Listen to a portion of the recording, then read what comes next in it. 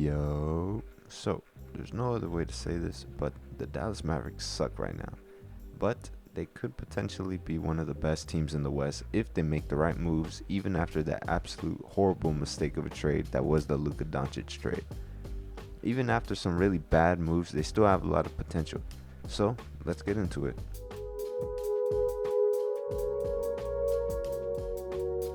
So, the Dallas Mavericks were doing great. They go into the 2024-2025 season as the Western Conference champs and a loss in the finals. In the offseason, they signed Najee Marshall, and they also traded Tim Hardaway and a couple of second-round picks to the Pistons for Quentin Grimes, and also gave the Hornets Josh Green in the process. They also picked up Klay Thompson from the Warriors. They continued and signed Brandon Williams to a 2-day contract and eventually signed him to a regular NBA contract, and started the season a little shaky. Luka was playing great, but was riddled by injuries, mostly to his calf. The Mavs started off the season to the trade deadline going 26-23, but Luka only played 22 games in that span of time, where he was averaging 28 points, 8.3 rebounds, and 7.8 assists. The Mavs at that point were sitting at the 8th seed and could still make the playoffs, until tragedy struck on February 2nd, where news broke out that the Dallas Mavericks have traded Luka Doncic, MexiHoops, and Markieff Morris for Anthony Davis, Max Christie, and a 2029 first-round pick. You what? I mean, this trade broke the internet. Everybody thinking Shams got hacked, and I even had people who don't even watch basketball ask me about it. So the Dallas Mavericks front office essentially betrays Luka and the Mavs fans with this move, all because Nico Harrison decided that a defense-first team would win multiple championships over the team that has literally just been to the finals. So, somehow, the way to win championships is to trade the guy that got you to the finals and trade him to the Lakers of all teams for a 32-year-old injury-prone AD and a pick that might not even be helpful at all. And Christie is the only good thing to come out of this trade. But okay, maybe AD can actually be a very good piece with Kyrie, right? AD got hurt in his first game with the Dallas Mavericks, and they ended up going 13-20 after the trade. Kyrie then proceeded to tear his ACL in a game against the Sacramento Kings in March. I also forgot to mention that the Mavs traded away Quentin Grimes and the 2025 second rounder for Caleb Martin from the 76ers, which seemed alright at first, but oh boy did it take a very bad turn.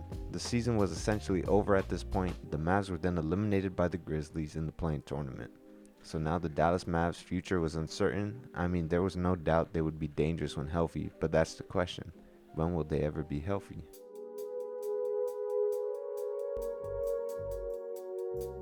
The Dallas Mavericks were in the lottery now and had a 1.8% chance of getting the first pick.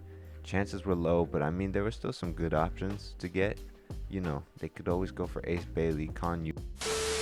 The number one pick in the 2025 NBA draft goes to the Dallas Mavericks. The Mavericks have actually gotten the first pick in the draft. This was insane, and of course they went with the most hyped prospect in the draft, Cooper Flag.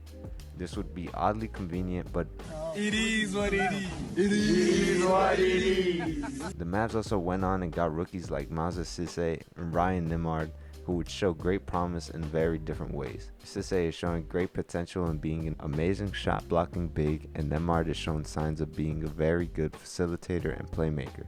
Cooper Flag did start off the year a little slow, but he continued to get better every game, and now he's putting up good numbers. He's averaging 18.8 points, 6.3 rebounds, and 4.1 assists. He's definitely looking like the rookie of the year.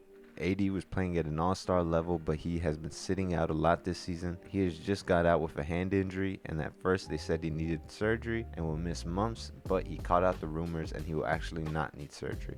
And to make it worse, Derek Lively is out for the season with a foot injury, and Daniel Gafford has been dealing with ankle injuries this season. On the bright side, it's looking like Klay and Caleb Martin are finally firing up and have been going off these last couple of games.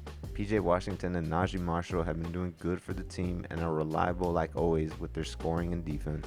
Max Christie has definitely blossomed into a great player. His three-point shooting this season has been absolutely amazing. In his last game against the Knicks, he dropped 26 points and went 8 for 10 from the three-point line. 80% from the three-point line. Absolutely insane. Despite the team doing better, they are currently sitting at the 12th seed in the West with a record of 18-26.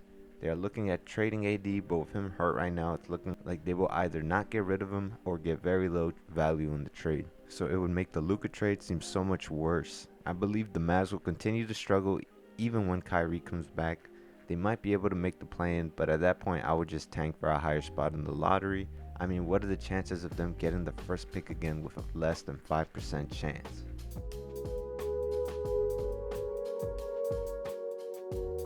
But don't worry, Dallas fans. Although the season looks bad now, the future potential of this team looks bright. If they get a high pick in this loaded draft class and have a healthy Kyrie next season, plus flipping and adding some new assets, the Mavs can definitely be a good contender in the West. And I don't know how I forgot to say this, but Nico was fired this season as well. So the front office should be better at making moves to improve the team, as long as the owners don't do anything stupid like they did when signing off on the Luka trade, and them and Nico claiming they didn't know what Luka meant to the city of Dallas. But the future looks bright in Dallas.